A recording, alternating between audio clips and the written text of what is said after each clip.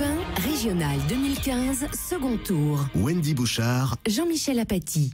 Bonjour Bernard Monod. Bonjour. Vous êtes député Front National au Parlement européen. Vous Absolument. êtes l'inspirateur ou l'auteur du programme économique du Front National. Je ne sais pas ce qui vous Oui, pas convient. tout seul. Non, Professeur j'imagine. Sulzer, nous sommes deux. Il y en a une équipe, effectivement. Voilà.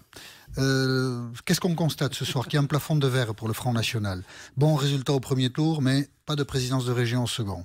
Comment vous l'expliquez? Je ne crois pas au plafond de verre, ou alors il est amovible, puisque d'élection en élection, on a bien vu pour les municipales, les départementales, les européennes, et puis aujourd'hui les régionales, on était à 15, 18, 20, 25, 28 maintenant. Voilà, je pense que Mais toujours pas d'élus. Vous espériez quand même. Toujours pas d'élus. Vous ne devez pas cacher une certaine déception. Déception, non, parce que vous savez, Il y a pas on vient de déception. tellement loin que on voit bien que l'ensemble des partis font un agrégat, un conglomérat pour pouvoir lutter contre nous. Donc aujourd'hui, on constate que c'est le Front National contre tous les autres partis. Nous parlions de bipartisme, ça se vérifie bien ce soir, puisque Mais le ça PS a fonctionne. voté pour les électeurs l'UMP. répondent. Vous comprenez? Les Pour le états-majors moment, disent monsieur, faites quelque pour le chose. moment, ouais. En tout cas, en Nord-Pas-de-Calais et en PACA, Oui, c'est vrai. les électeurs suivent les consignes. C'est vrai pour le moment. Alors que vous disiez, Parce qu'ils n'ont pas encore pris pas vous, conscience. enfin, Pas celle de qu'ils ne Nicolas les suivraient Sarkozy. pas.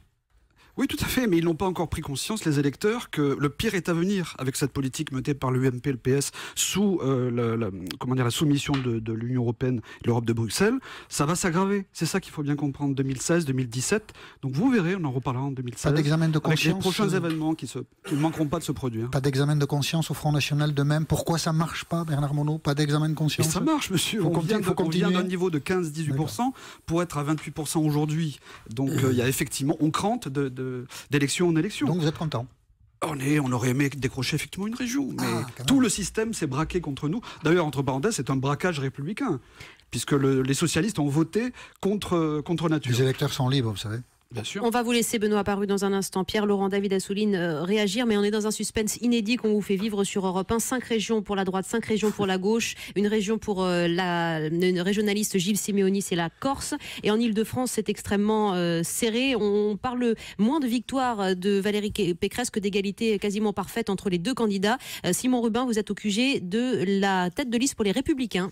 Absolument, et ici, eh bien, pour l'instant, on attend. Patience, la soirée sera sans doute longue, très longue, c'est ce que tout le monde se dit ici dans le camp de Valérie Pécresse. C'est ce qu'on prévoyait un petit peu, c'est ce que certains présageaient déjà. Il faut dire que pour l'instant, donc plusieurs instituts de sondage donnent une égalité ou un léger avantage à Valérie Pécresse, mais donc rien de définitif pour l'heure. Et lorsqu'on sait eh bien que en jeu, c'est cette région Île-de-France qui est détenue par la gauche depuis 17 ans, qui est aussi celle qui produit 28% des richesses en France, avec presque 20% à elle seule de la population nationale, on a une idée de l'enjeu ce soir, de l'enjeu de cette région Île-de-France. Pour l'instant, donc, eh bien, les équipes de campagne de Valérie Pécresse s'arrachent un tout petit peu les cheveux.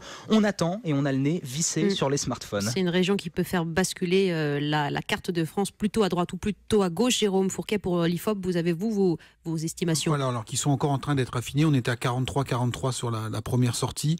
Et on est à 43,2 pour Valérie Pécresse et 42,8 pour Claude Barthelone. Donc on voit que il y a un très léger avantage à l'heure où je vous parle pour Valérie Pécresse, mais on est vraiment dans l'épaisseur du trait, donc il va falloir qu'on affine encore les choses et qu'on agrège d'autres bureaux qui vont finir le dépouillement progressivement. À 21h20, William Galibert, vous nous attendez au QG de Claude Barthelone ce soir en Ile-de-France.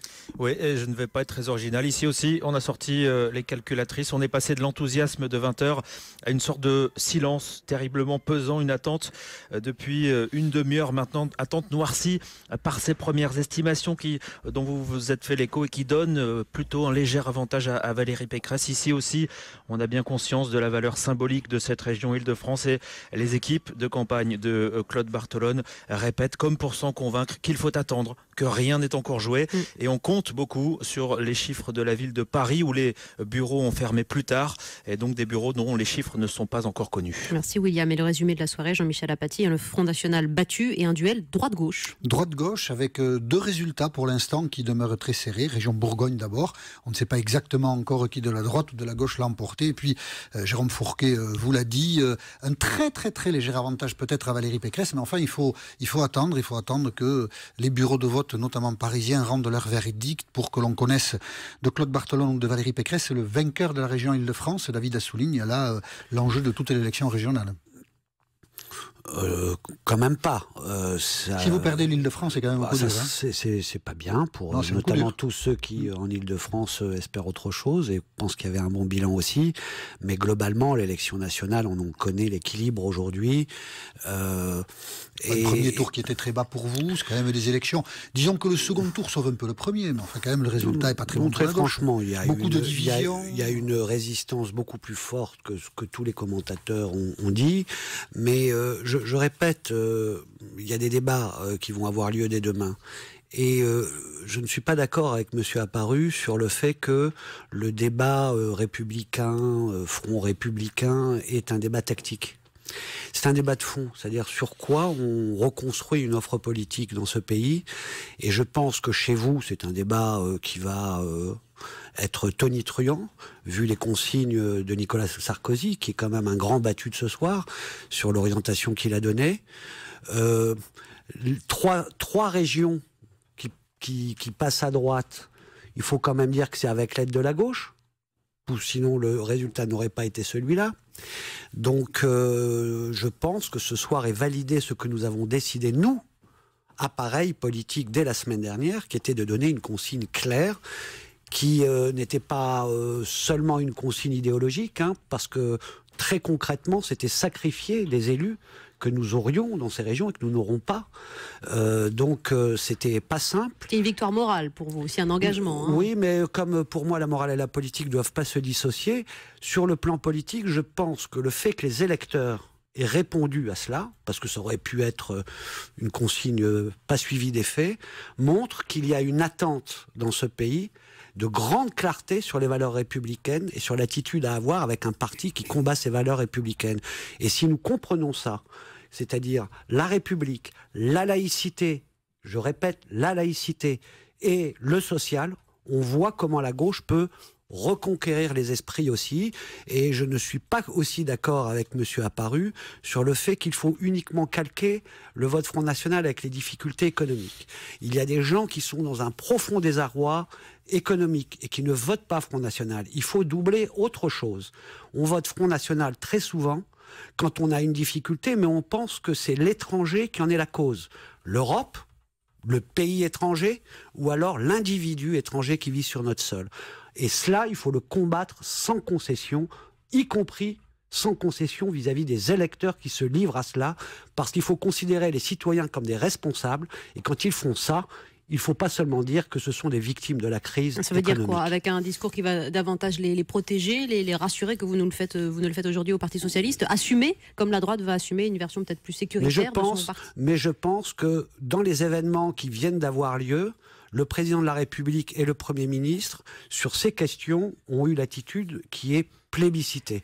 Et qu'un ancien président de la République puisse, après de tels événements, avoir les propos de Nini comme il a eu, je parle de Nicolas Sarkozy, est un vrai problème, mais je suis très heureux que M. Apparu ou Mme Nathalie Kosciusko-Morizet veuillent mener ce débat dans leur famille politique. Qui hoche la tête lorsque je dis que la droite peut-être fléchira un peu plus dans le versant sécuritaire. Non, hocher la tête, ça veut dire que... Ah oui, pardon. Non, je déniais, ce qui n'est pas tout à fait la même chose. C'est même juste l'inverse. Je ne crois absolument pas, là encore, à ces considérants purement tactiques. Je me répète, on ne va pas commencer à dire « Ah, électoralement, c'est plus intéressant d'aller un peu plus à droite, donc on y va. » Ou alors, électoralement, il faut aller un peu plus à gauche, donc on y va. Ce serait ridicule. Vous voulez pas changer de cap? Non, ce serait signifier que nous n'avons rien compris. Ayons notre cap. Assumons notre cap devant les Français, sans commencer ce que nous faisons tous depuis 30 ans, à dire « Les électeurs attendent ça de nous, donc on leur donne ça. » C'est, me semble-t-il, ces comportements purement électoralistes qui font monter et l'abstention et le Front National. Et donc, pour ce qui me concerne, je veux qu'on les récuse et qu'on se pose la question de savoir juste qu'est-ce qui est bon pour la France. Que l'idée vienne de M. Valls, que l'idée vienne de M. Philippot, que l'idée vienne de M. Laurent ou de qui vous voulez, peu importe, est-ce que l'idée est bonne? Si elle est bonne, on la met en œuvre. Si elle n'est pas bonne, on la jette. C'est ça qui... Si c'était aussi simple que ça, ce serait facile, tiens. Mais bon, peut-être il faudrait retrouver un tout petit peu de bon sens. On va voir à partir et un tout petit peu de simplicité. Si ça se passe comme ça. Élément, Pierre-Laurent, vous avez un deuxième élément? Oui, j'avais un deuxième élément, juste pour un mot de sourire, pour avoir entendu notre collègue du Front National. Effectivement, le Front National est vraiment en train de devenir, malheureusement, un parti comme les autres. Heureusement pour les Français. Parce que ce soir, on a eu quand même une langue de bois sublimissime de « non, on n'a pas perdu ». Ouais, ça, c'est pas Comme faux, tous les dimanches soirs, à peu près tous les partis politiques depuis 30 ans, non, nous n'avons pas perdu. Olivier Duhamel disait si ce serait vous le avez pire, gagné le premier tour, mais perdu le second tour. Ouais, Monsieur Dontact, nous n'avons pas de région, Bernard mais on Monod. progresse d'élection en élection, c'est la réalité. D'accord. Pardon, excusez-moi. David Assouline ou Pierre Non, Laurent. je voulais Pierre Laurent. Voilà, je voulais questionner Pierre Laurent. Quand les Français sont en colère, ils ne choisissent pas. Ils choisissent pas le Parti communiste. Et alors, il y a peut-être aussi quelque chose qui doit vous interpeller dans ces résultats. Bien sûr. Mais moi, je fais partie des gens qui sont très interpellés par les résultats de ces deux tours. Qu'est-ce que vous allez changer ? Et je pense qu'il y a beaucoup de choses à... Qu'est-ce que vous allez changer, vous ? Beaucoup de choses. Mais notamment, je pense que...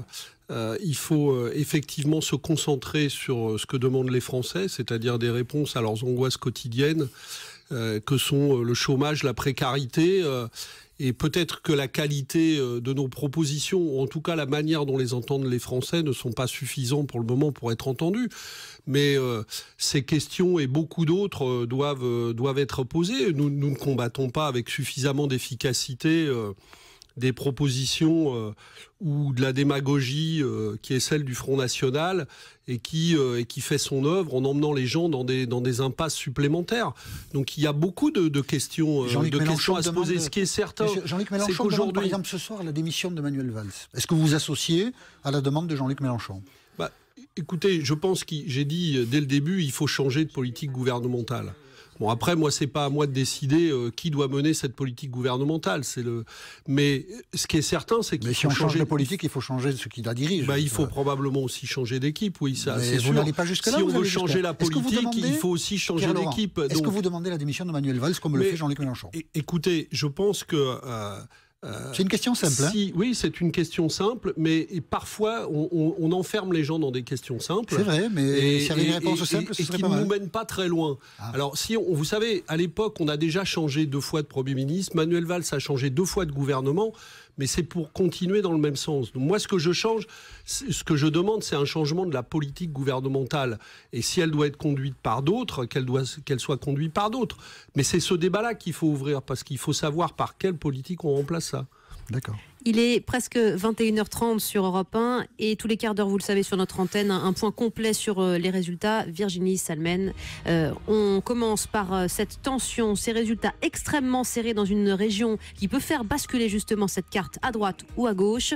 Cette carte des régionales, c'est la région Île-de-France, Virginie. Oui, avec un résultat revu à la hausse pour Valérie Pécresse qui l'emporterait en Île-de-France selon tous les instituts avec 43,2% des voix face à Claude Barthelone et 42,9% pour le candidat socialiste. Ça, c'est l'Institut IFOP. C'est encore très serré, et donc ce n'est qu'une estimation pour l'instant. La liste Front National de Vallerand de Saint-Just comptabiliserait 13,9% des voix en Île-de-France. Une nouvelle incertitude parce que visiblement la tendance vient de se retourner en Normandie. Et décidément. À l'instant, ce serait le candidat de la droite, Hervé Morin, qui l'emporterait avec 36,4% des suffrages, devant le candidat socialiste Nicolas Mayer-Rossignol, 35,8% des suffrages. On en est pour l'instant à 97% des bulletins dépouillés. L'autre grande incertitude de la soirée, c'est en Bourgogne-Franche-Comté, où les 3 candidats de la droite, de la gauche et du FN sont au coude à coude. Ils obtiendraient pour l'instant autour de 33% des voix. Merci beaucoup. Quel suspense, décidément, Jean-Michel Apathy, à retrouver sur Europe1.fr. Pour le coup, oui, Pierre Laurent, rapidement. Bon, juste rapidement, de toute façon, je ne sais pas à combien on terminera en termes de régions, mais les 2 tours mis bout à bout sont une élection qui est mauvaise pour la gauche. Il ne faut pas tourner autour du pot.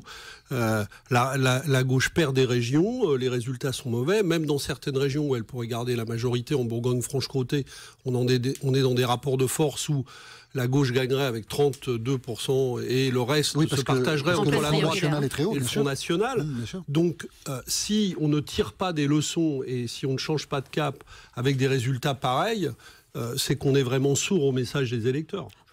Aucune région pour le FN, entre 5 et 7 pour la droite et la gauche, mais Virginie vous a rappelé des résultats extrêmement serrés en Normandie, en Bourgogne et en Île-de-France, où pour le coup là, les instituts s'accordent à 21h31. C'est Valérie Pécresse qui remporterait cette région Île-de-France à gauche depuis 18 ans. Simon Rebin, est-ce qu'on est un peu plus positif et enthousiaste chez le camp des Républicains ? Petit à petit, oui.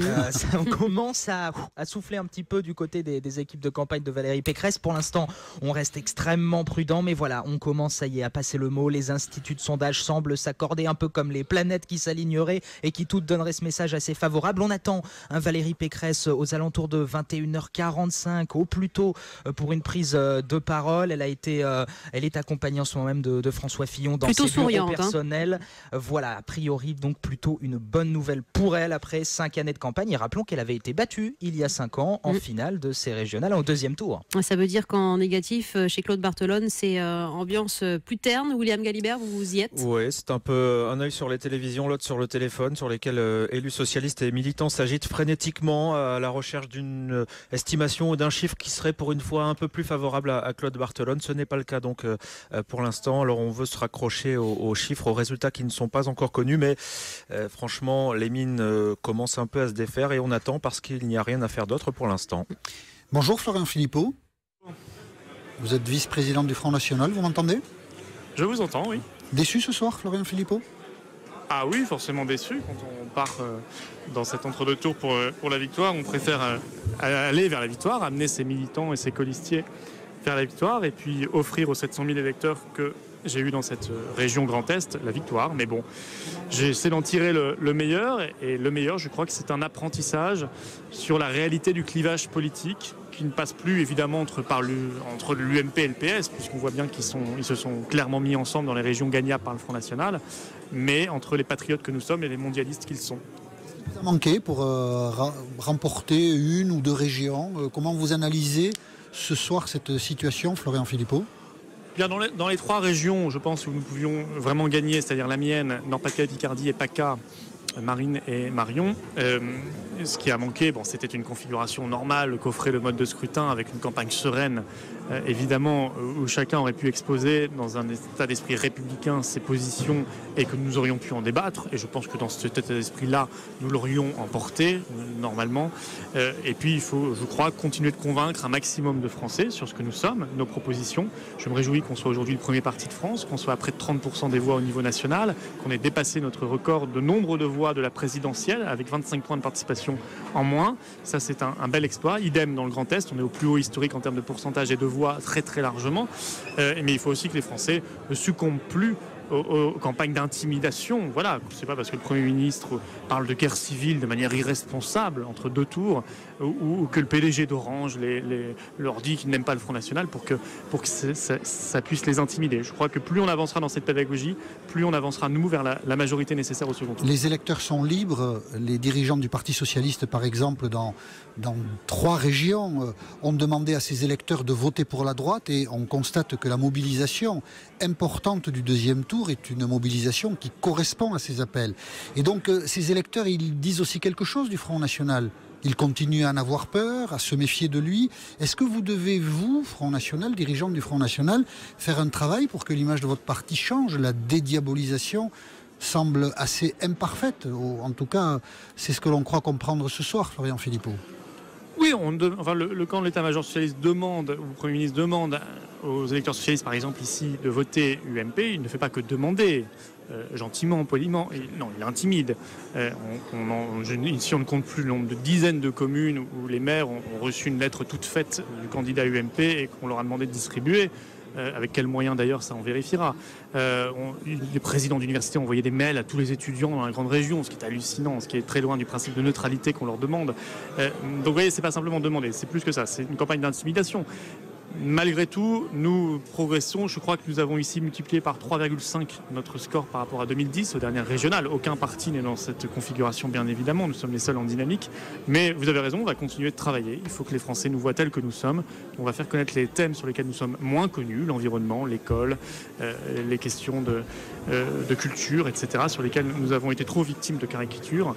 Et on va continuer, bien sûr, de travailler en ce sens. Merci Florian Philippot d'être intervenu sur l'antenne d'Europe 1. Il est 21h30. 8h36, on rappelle ce suspense inédit en région Île-de-France, ce duel droite-gauche et Valérie Pécresse qui l'emporterait devant Barthelone d'une très courte tête selon toutes les estimations. Selon l'IFOP, Jérôme Fourquet, qu'est-ce que ça donne?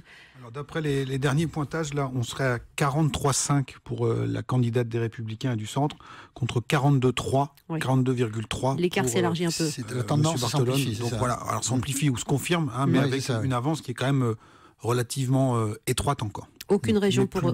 Oui, allez-y, Jérôme. Non, oui. Il faut rester prudent. Voilà, il faut rester prudent, même si la tendance semble effectivement se confirmer d'une légère avance pour Valérie Pécresse ce soir. Aucune région pour le FN, ça vous l'avez rappelé, Jean-Michel Apathy. Incertitude encore en région Bourgogne, mais aussi en Normandie. Vous n'avez pas d'estimation sur la Normandie, Jérôme Fourquet, pour l'IFOP Alors non, on n'a pas de nouvelles estimations à l'heure qu'il est. Très serré. Et sur cette carte de France, on a entendu les analyses il y a un instant de Benoît Apparu qui disait que ça nous oblige finalement bien à se retrouver aussi entre droite et gauche sur des sujets assez fondamentaux parfois. Qu'est-ce que ça peut donner du côté du Parti Socialiste sur cette réunion, David Assouline?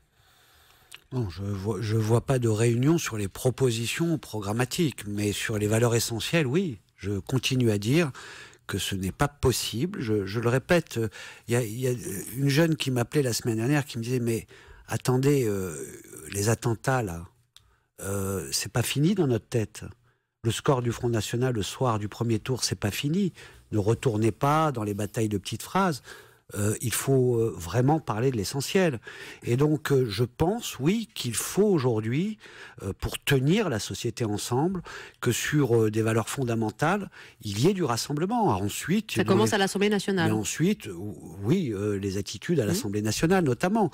Mais ensuite, c'est normal, la gauche a des propositions différentes de celles de la droite et il faut les faire vivre. Mais je voulais aussi dire un petit mot, parce que Pierre Laurent, on se connaît bien, et ce n'est plus possible de continuer à chaque fois à dire, parce que effectivement la gauche n'est pas dans les étiages qu'elle a pu avoir auparavant, qu'il faut changer de politique et s'arrêter là.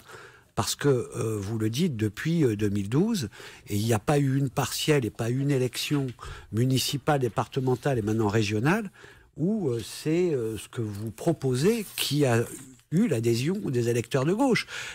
Même l'inverse, là où on tient plutôt bien, on ne peut pas dire que le front de gauche, en tous les cas, notamment avec la tonalité Jean-Luc Mélenchon, soit quelque chose qui offre une alternative aux électeurs de gauche. Donc ça, il faut à un moment donné aussi que vous regardiez chez vous qu'est-ce qui va ou va pas.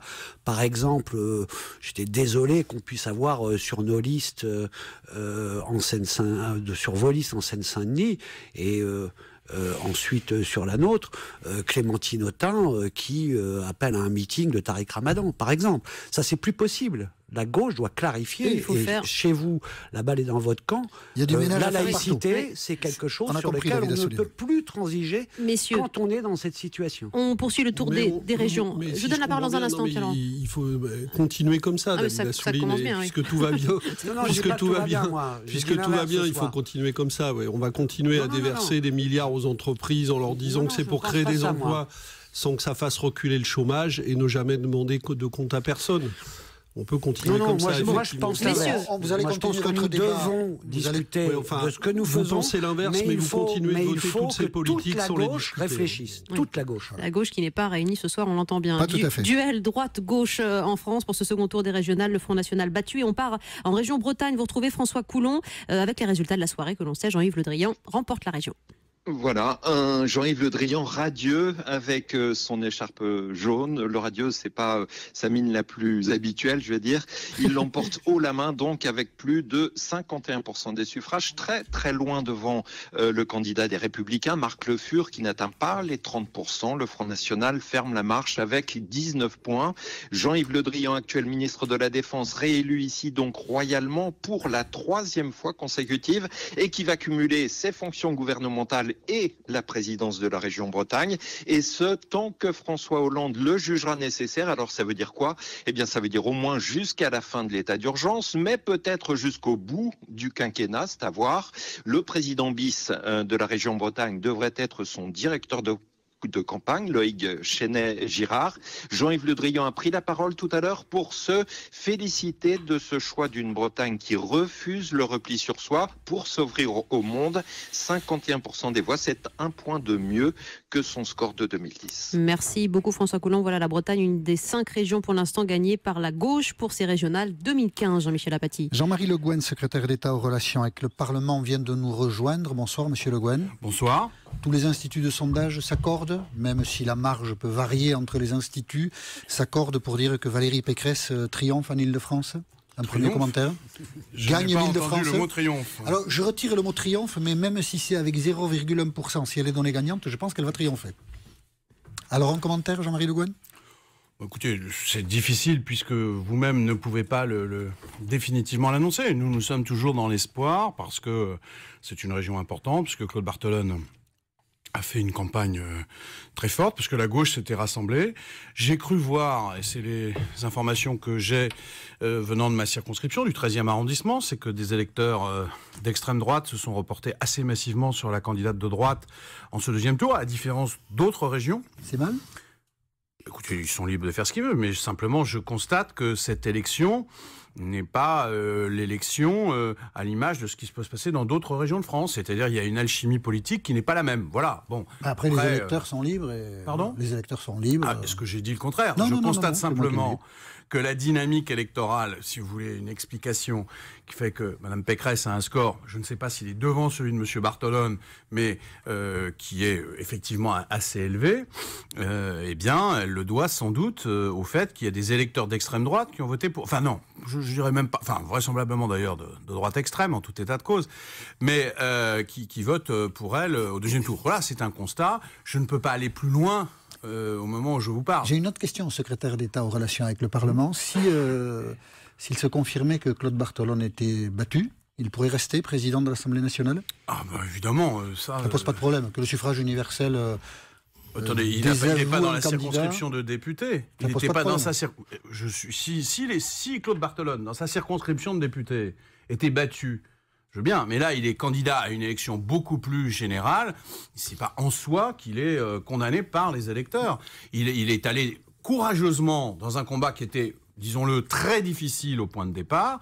Il a remonté complètement la barre et je pense qu'il s'est mis dans une situation où il était en passe de l'emporter. S'il n'arrive pas jusqu'au bout, eh bien, évidemment, j'en serais tout à fait triste, mais c'est pas du tout honteux pour lui, loin de là. C'est au contraire un engagement qui a été, de notre point de vue, en tout cas, un engagement courageux. Jean-Marie Le Guen, vous nous avez rejoint en studio, en direct sur Europe 1, il est 21h44 tout à l'heure avec les Républicains, avec le Parti communiste français.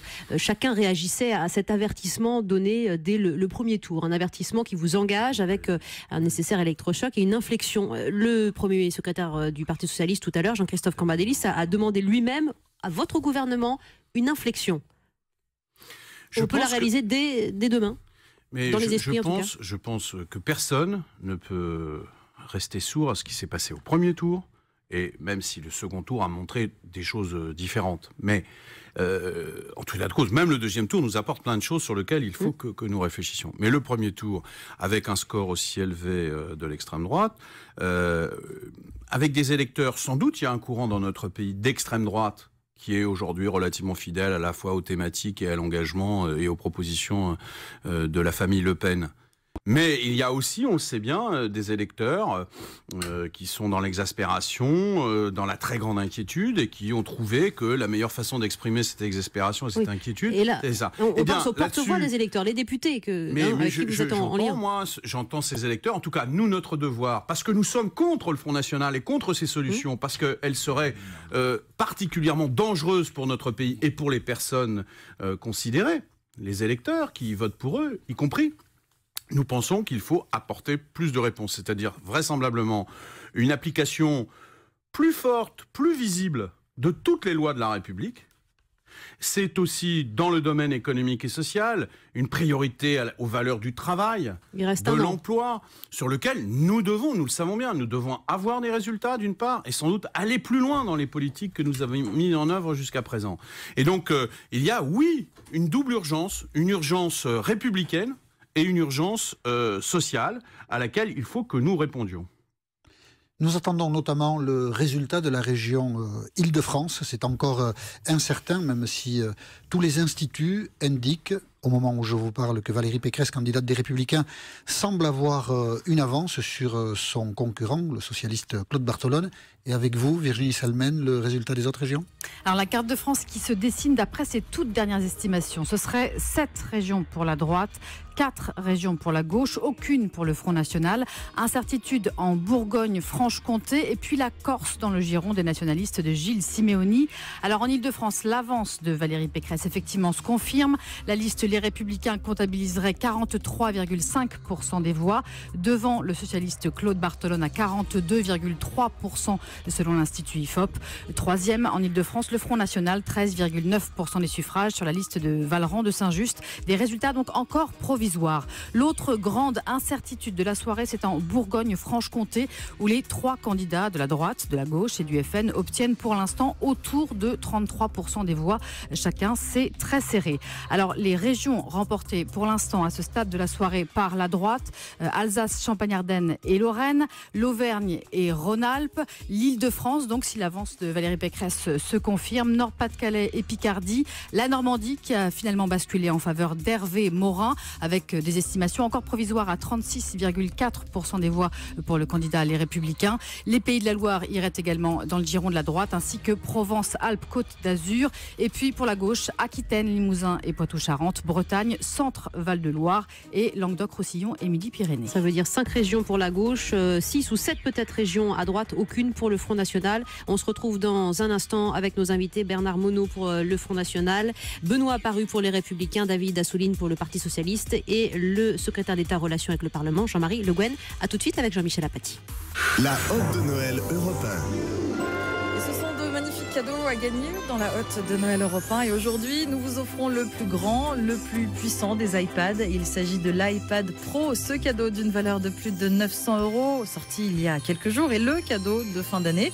Pour jouer, vous appelez le standard d'Europe 1, le 39 21, 50 centimes la minute plus coût de l'appel, ou vous vous inscrivez par SMS.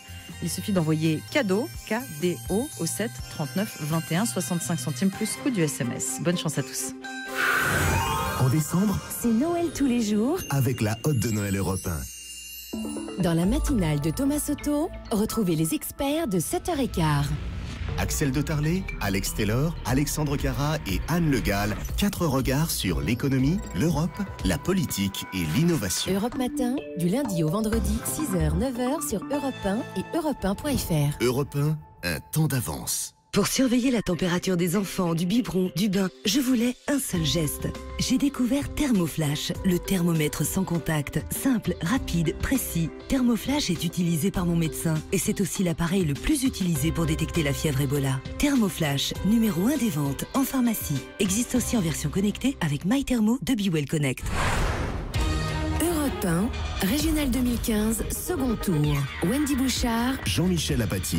Voilà, nous sommes ensemble pour commenter les résultats du second tour des élections régionales. 2 régions sont encore incertaines.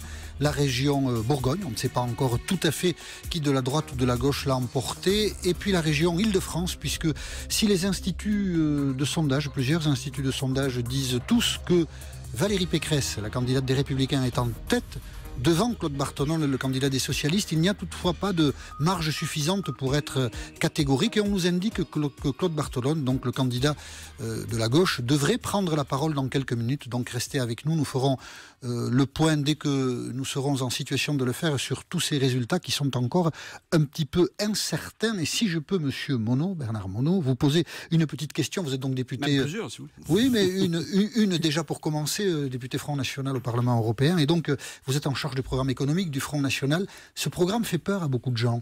La sortie de l'euro, baisser l'âge de la retraite, tout ça ne paraît pas très réaliste, pas très adapté à la situation. Vous entendez ce manque de confiance que suscite votre programme? Vous pourrez y remédier dans les mois qui viennent? Vous savez, nous sommes pragmatiques, c'est-à-dire que nous analysons le bilan pitoyable et autant en termes de dette, puisque personne ne parle de dette, en termes de chômage, 6,4 millions de chômeurs aujourd'hui réels en France, et pas les chiffres officiels qui sont annoncés, des déficits intérieurs, des déficits extérieurs, le terrorisme en France, le bilan est catastrophique, que ce soit l'UMP, le PS, 30 ans de gouvernement. Ils ont tous un dénominateur commun, c'est qu'ils sont soumis aux diktats de l'Union européenne et de Bruxelles, sous M. Juncker, sous M. Schulz, etc. M. Draghi également. C'est eux qui ont les manettes. Notre président Marine Le Pen l'a dit, c'est le vice-chancelier allemand. Et nous sommes tous sous 80% des lois qui s'appliquent aujourd'hui en France nous ont donné les résultats que je viens de vous définir. Donc il faut bien à un moment donné faire le bilan, le diagnostic et proposer un modèle alternatif. Tout à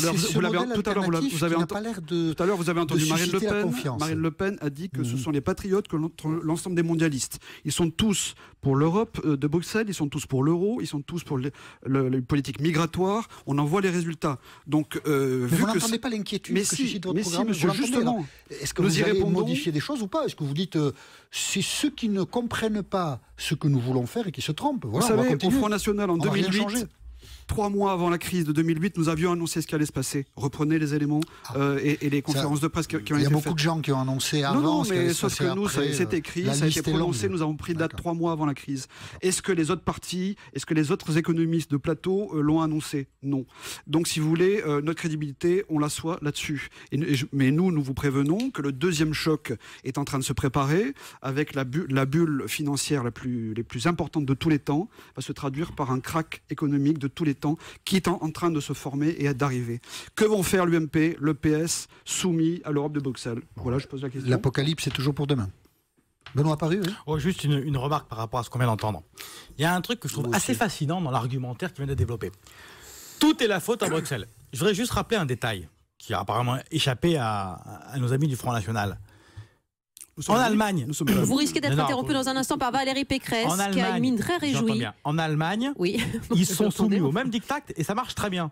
Je voudrais comprendre pourquoi tout est la faute à Bruxelles, alors qu'en Allemagne ça marche très bien et pas en France. C'est pas la faute à Bruxelles, c'est la faute effectivement aux politiques publiques qui sont menées en France. Mais arrêtons de trouver des responsabilités dans lesquelles l'Allemagne est totalement déloyale avec l'ensemble de ses partenaires de la zone euro. Il n'y a qu'un pays qui s'en sort bien, c'est le Royaume-Uni, monsieur, avec 2,7% de croissance économique, 5,4% de chômage. Et comme par hasard, ils ont leur livre sterling, ils n'ont pas l'euro. Alors Valérie Pécresse, le soulagement. Oui, pour Valérie Pécresse, qui s'exprime dans un petit instant depuis le QG des Républicains. Écoutez-la. Chères franciliennes, chers franciliens, ce soir, vous avez choisi d'apporter une majorité de vos suffrages au changement en Île-de-France. Je tiens à vous remercier chaleureusement de la confiance que vous venez de nous témoigner. J'ai bien conscience d'avoir rassemblé des voix qui viennent de tous les horizons politiques et qui attendent beaucoup de nous. J'ai aussi conscience que votre vote n'est pas un chèque en blanc, mais un vote exigeant. Jamais notre belle région n'a été aussi meurtrie, fracturée, et n'a eu autant de défis à relever. Je souhaite que l'Île-de-France devienne la première région d'Europe en matière économique et pour la qualité de la vie. Je la rêve conquérante, exemplaire et réconciliée. La sécurité et l'emploi seront mes priorités immédiates. Dès mon élection vendredi prochain, je déploierai un bouclier de sécurité pour accroître votre protection. En janvier, je convoquerai une conférence pour la croissance, l'emploi, la formation et la qualité de vie au travail. Elle réunira tous les grands acteurs économiques de la région. D'ici là, je veux prendre un engagement solennel avec chacun d'entre vous. Je serai la présidente de tous les Franciliens. Je n'oublierai personne. Je n'oublierai aucun territoire. Je serai une femme libre, ni la femme d'un camp, ni celle d'un parti ou d'un lobby. Je serai une républicaine intransigeante pour lutter contre toutes les formes de communautarisme. J'entends conduire mon mandat comme j'ai mené ma campagne, à vos côtés, sur le terrain, sans compter mon temps ni mon énergie. Oui, je serai une présidente à plein temps pour résoudre vos problèmes. Je souhaite adresser un salut républicain à tous les candidats qui ont participé à cette élection, car c'est leur engagement qui fait vivre la démocratie.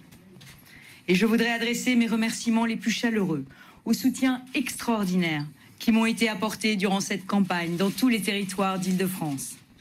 Ils ont fait de ces derniers mois une expérience forte et heureuse.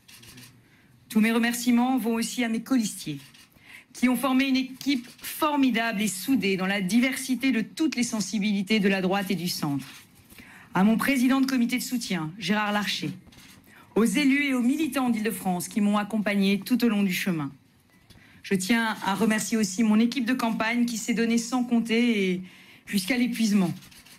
Je voudrais enfin dire à ma famille, mon mari et mes enfants que j'ai entraîné malgré eux dans cette rude épreuve, que c'est dans leur affection que j'ai puisé toute ma force.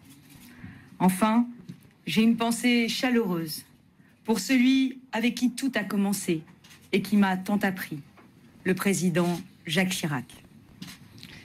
Chères franciliennes, chers franciliens, j'aime notre région. Mais je sais que vous attendez désormais non pas des déclarations d'amour, mais des preuves d'amour. Eh bien, dans les 6 prochaines années, nous allons tout donner pour vous. Vive l'Île-de-France et vive la France.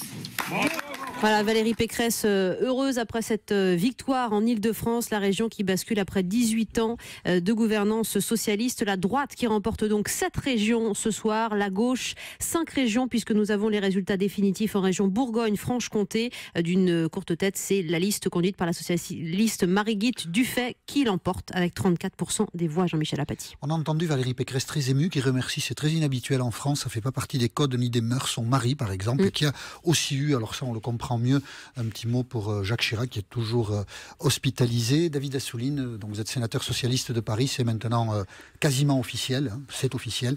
Valérie Pécresse a remporté la région Île-de-France, la gauche qu'il a dirigée depuis 1998 l'a perdue. Comment réagissez-vous ?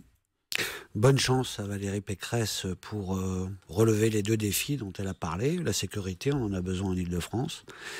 La question de l'emploi, où les régions ont des compétences.